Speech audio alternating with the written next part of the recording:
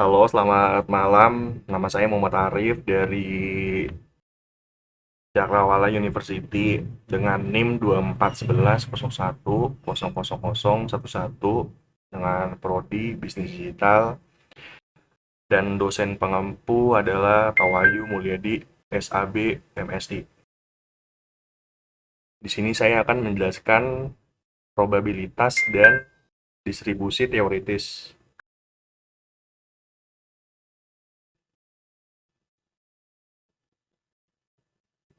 Selanjutnya, objektif. Mahasiswa dapat mengetahui konsep dasar probabilitas. Kedua, mahasiswa dapat mengetahui distribusi probabilitas. Ketiga, mahasiswa dapat mengetahui distribusi probabilitas diskrit. Keempat, mahasiswa dapat mengetahui distribusi probabilitas kontinu. Selanjutnya ada di konsep dasar probabilitas. Di dalam kehidupan sehari-hari, kita sering menggunakan ungkapan kemungkinan besar kecil suatu kejadian akan terjadi. Selanjutnya, suatu kejadian disebut acak atau random event kalau terjadinya kejadian tersebut tak dapat diketahui sebelumnya dengan pasti. Selanjutnya, probabilitas ialah suatu nilai untuk mengukur tingkat kemungkinan terjadinya suatu kejadian acak. Probabilitas bisa objektif atau objektif probability, bisa juga subjektif atau subjektif probability. Selanjutnya, probabilitas objektif ialah probabilitas yang didasarkan atas data atau fakta atau hal-hal yang sudah terjadi. Misalnya, ada 100 buah barang, yang rusak ada 15 barang, maka probabilitas untuk memperoleh barang rusak sebesar 0,15. Probabilitas subjektif ialah probabilitas yang didasarkan atas pendapat seseorang secara individual. Oleh karena sifatnya yang subjektif atau sangat dipengaruhi oleh sifat individualistis, maka probabilitas untuk hal atau kejadian yang sama akan berbeda kalau ada lebih dari satu orang yang menghitungnya. Selanjutnya adalah cara menghitung probabilitas. Di sini ada huruf P.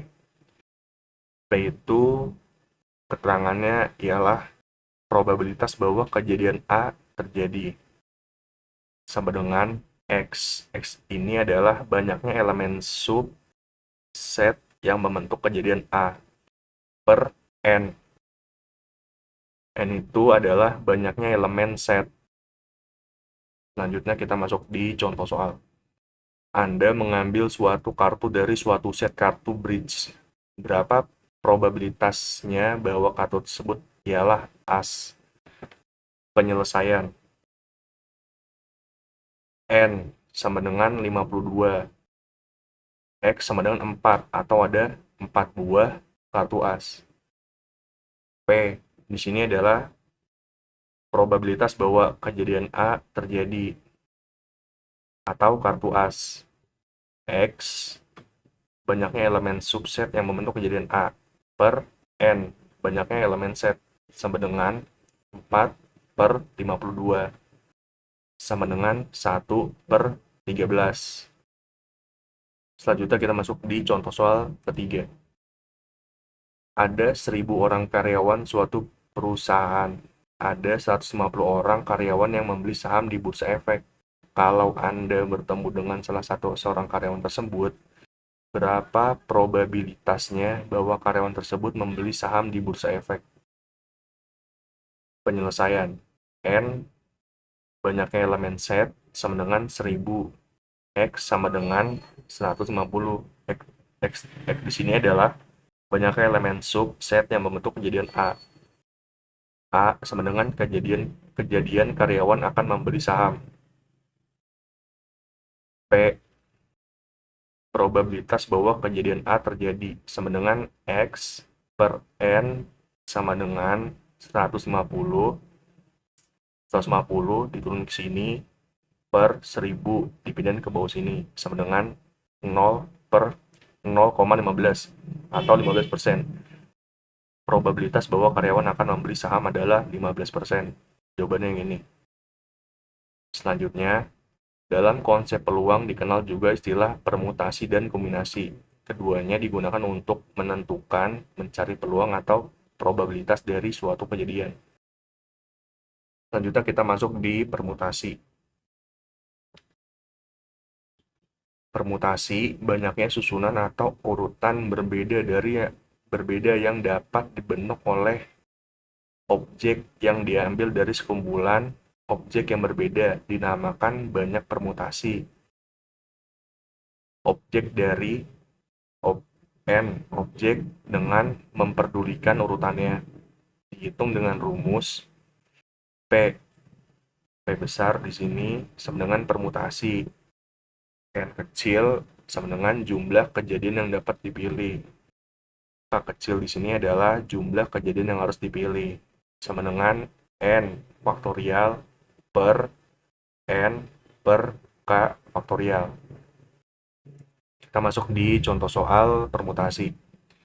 Contoh 4, banyak bilangan 3 digit yang dapat dibentuk dengan menggunakan angka-angka 1, 2, 3, 4, dan 5 adalah penyelesaian tanpa pengulangan. P di sini adalah permutasi, 5 di sini adalah untuk jumlah kejadian yang dapat dipilih, 3 di sini ialah jumlah kejadian yang harus dipilih sama dengan 5 faktorial per 5 dikurang 3 faktorial sama dengan 5 di sini diturunkan 5 faktorial sama dengan 2, 5 dikurang 3 sama dengan 2 faktorial sama dengan 5, 4, 3, 2 faktorial per 2 faktorial sama dengan 60 dengan pengulangan 5.5.5.5 sama dengan 125. Selanjutnya untuk kombinasi, banyaknya kombinasi atau K objek yang diambil dari N objek yang berbeda tanpa memperdulikan urutannya dinyatakan dengan lambang C N K adalah keterangan di sini C itu untuk kombinasi, N itu untuk jumlah yang dipilih, N K sama dengan jumlah kejadian yang harus dipilih. K. Contoh, misalkan dimiliki 5 bola dengan warna berbeda-beda. Jika diambil 3 bola dari kumpulan 5 bola itu, banyak kombinasi yang mungkin adalah C kombinasi 5 di sini adalah jumlah kejadian yang dapat dipilih, 3 jumlah kejadian yang harus dipilih. Sama dengan 5 faktorial per 3 faktorial 2 faktorial sama dengan 10. Jadi 5 di sini ditambah 3 tambah 2 sama dengan 10. Terima kasih.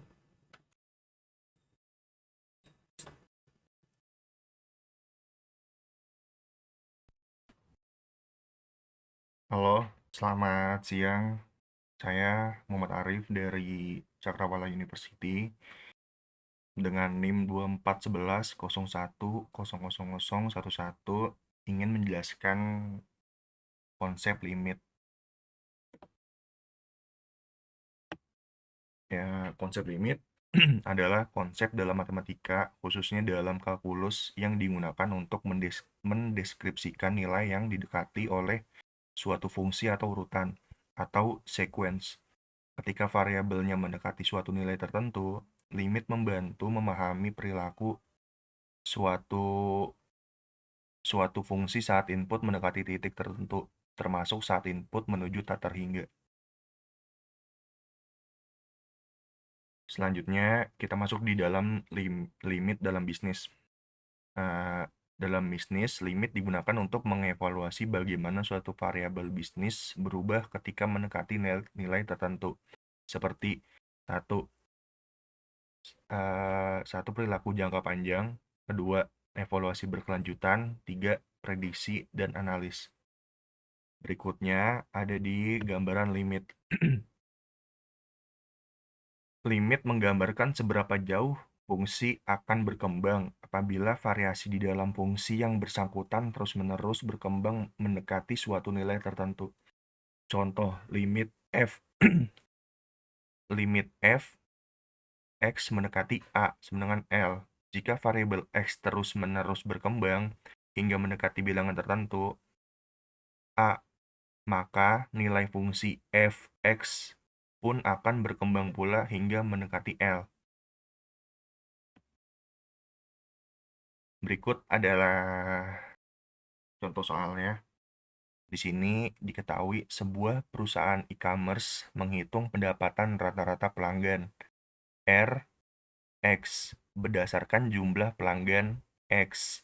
Jadi X di sini adalah pelanggan.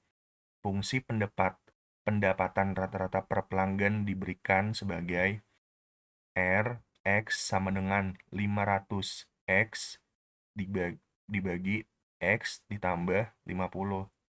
Tujuannya adalah menghitung pendapatan maksimum per pelanggan saat jumlah pelanggan mendekati tak hingga. Di sini adalah untuk menjawab soal dari soal yang ini, gunakan limit untuk menghitung pendapatan maksimum. Limit X tak hingga 500X dibagi X ditambah 50. Bagi pembilang dan penyebut dengan X. Limit X tak hingga 500 dibagi 1 ditambah 50 dibagi X. Ketika X tak hingga 50 dibagi X 0, sehingga limit X tak hingga 500 dibagi 1 ditambah 0 sama dengan 500. Jadi pendapatan maksimum per pelanggan adalah Rp500.000. Selanjutnya, interpretasi bisnis. Interpretasi bisnis perusahaan dapat mengharapkan pendapatan rata-rata maksimum sebesar Rp500.000 per pelanggan jika berhasil menambah pelanggan secara signifikan.